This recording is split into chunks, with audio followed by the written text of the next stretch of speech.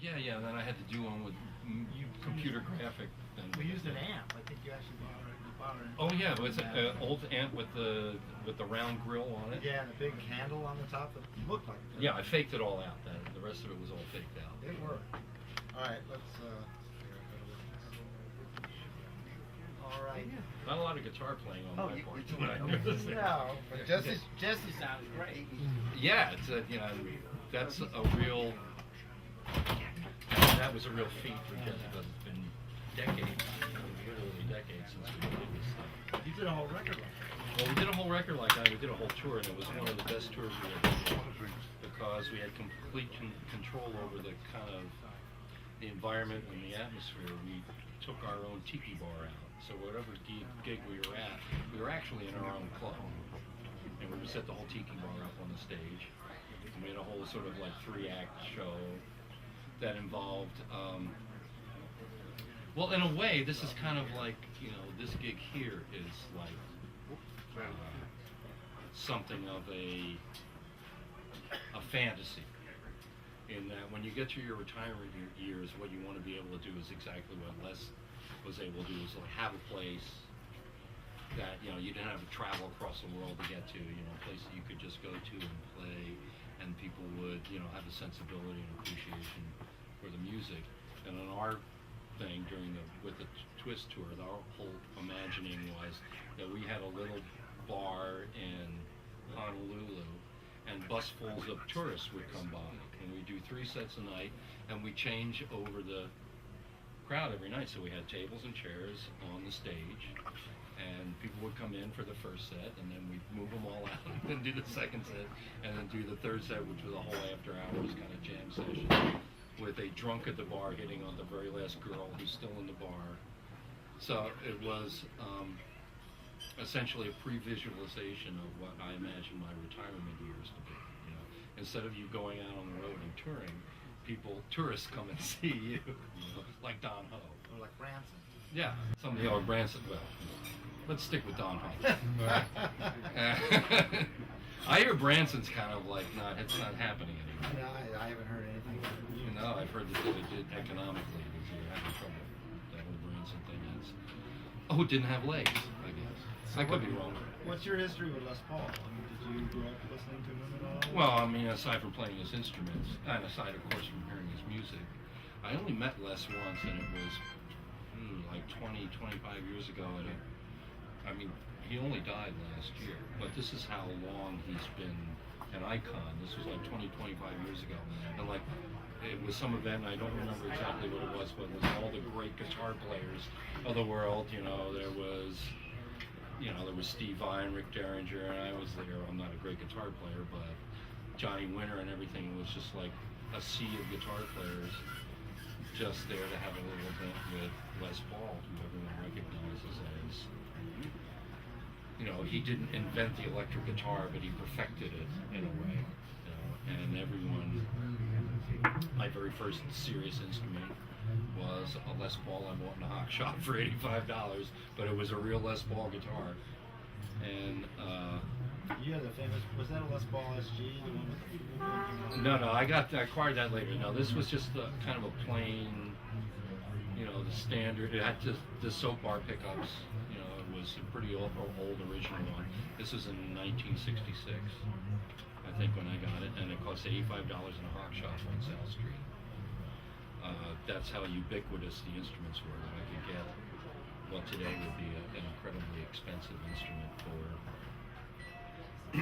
Well, $85 was nothing in 1966, but it still was like the first real guitar I ever had, and it was, I mean, for me, I was playing all knockoffs, Japanese guitars and stuff all through high school, and it was the first time I had my hands on a real guitar, you know, and I think it, you know, it changed the way I played, you know, whatever I thought I was as a player once I had a real instrument, you know, something that was tempered. You know, it was in tune all the way from the bottom of the neck to the top and stuff like that. It was, yeah, it was my most prized possession at that point in my life. Was this pre-Nas, pre-Woody's? It was pre-Nas. It was Woody's truck stop. It was the guitar that I bought to play in Woody's truck stop. I didn't even, when I joined Woodstock Stock, I didn't even have a guitar. I was borrowing other people's guitars. And they took me to South Street, and I think I had $100 my grandmother gave me for my graduation from high school. I hadn't figured out what to spend it on. And that was it. I bought that Les Paul guitar, and it was, the real beginning of my career as a serious guitar player. I was just a diddler before that. And as a musician, I mean, you've been an overdubber for years, so do you feel a special kinship for Les in that respect? I mean, as the man who sort of... Well, yeah, the whole idea of having a studio of your own so that you're never watching the clock. And when you stop watching the clock, that's when you get real, ideas.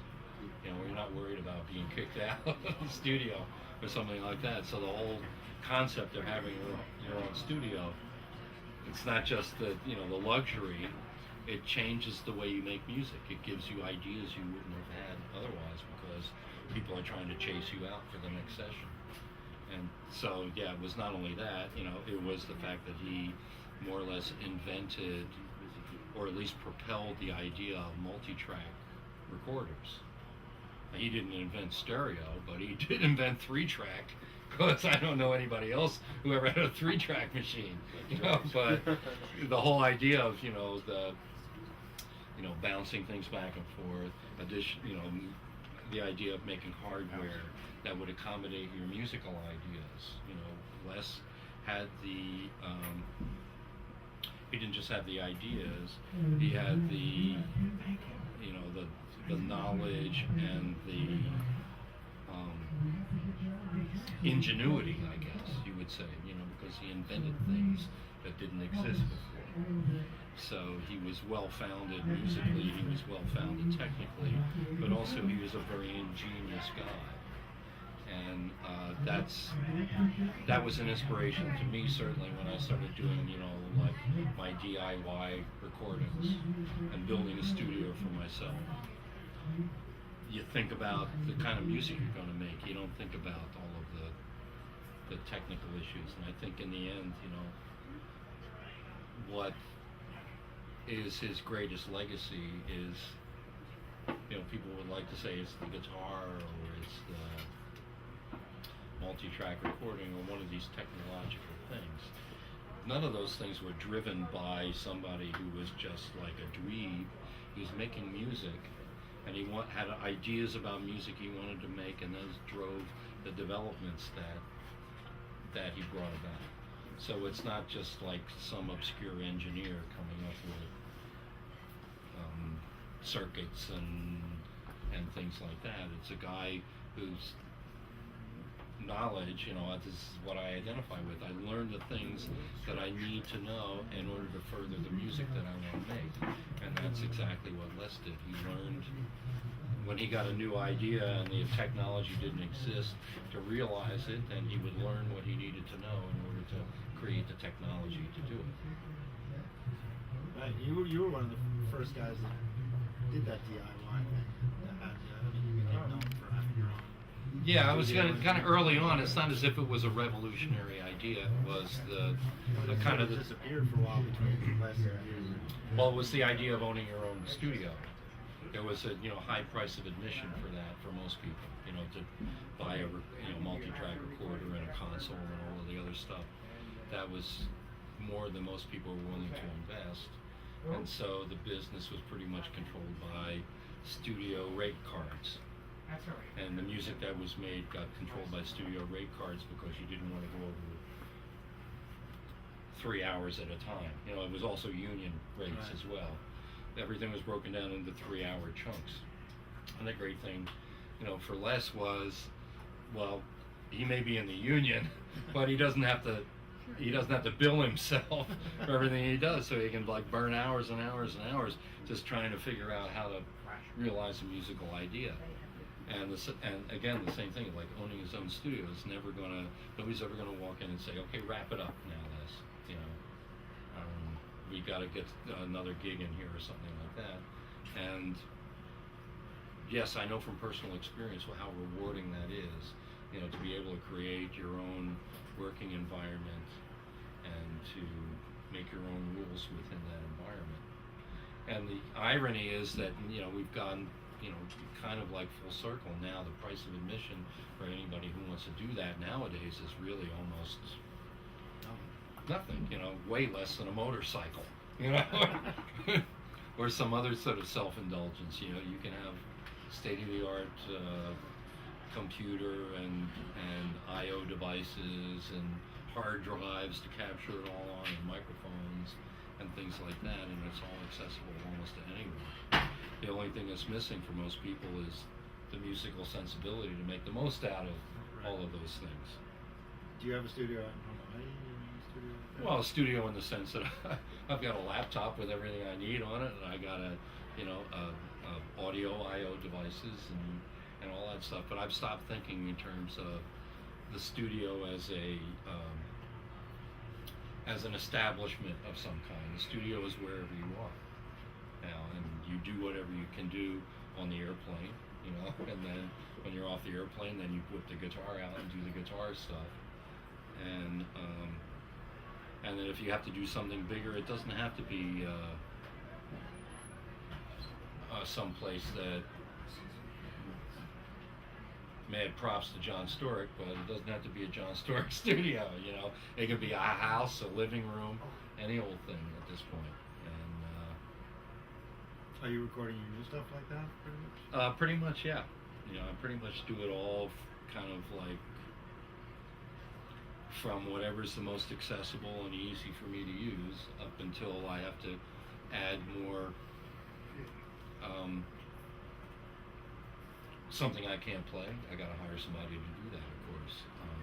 A sound or an interaction of musicians, I have to get the players in the studio. That never disappears. I mean, this is not like what we just did. I can't reproduce that myself. I can only do that if other people are involved. And whatever satisfactions that you get personally from music, it's never as satisfying as giving music to other people.